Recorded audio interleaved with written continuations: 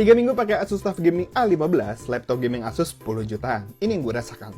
Soal desain, ya menurut gue berharap Asus kedepannya bisa kasih desain lebih simple sih. Yang ini menurut gue desainnya terlalu complicated dan military banget. Memang sih, ini untuk mempertegas salah satu fiturnya yaitu sertifikasi militer yang menandakan laptop ini punya tingkat ketahanan yang cukup tinggi.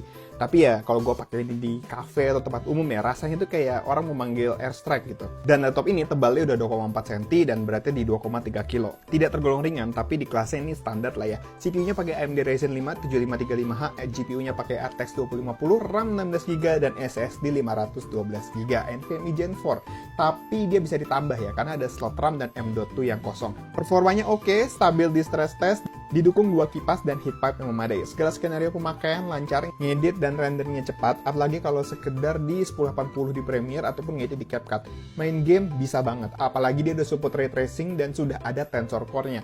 Walaupun ray tracingnya di low aja sih, kayak di Cyberpunk gitu, itu masih bisa. Tapi Tensor Core-nya itu nggak kalah penting karena cukup krusial untuk menjalankan program AI dan fitur DLSS Nvidia. Kalau gaming yang lainnya lancar sih. Valorant bisa di 140 fps di grafik low ya, atau layarnya juga cuma 144 Hz saja.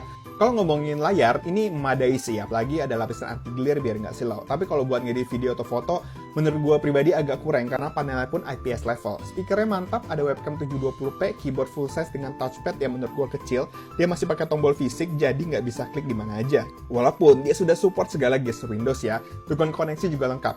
Overall, Asus TUF Gaming A15 cocok buat kamu misalkan mahasiswa ya yang seneng main game dengan ray tracing dengan dukungan AI kayak DLSS, ataupun buat yang ingin produktif kayak ngedit video dengan dedicated GPU di harga 10 jutaan aja. Walaupun laptop ini bobotnya ada 2,3 kilo dan layarnya ya menurut gue sebaiknya kalau lu mau ngedit dengan warna yang lebih oke, mending pakai monitor eksternal sih.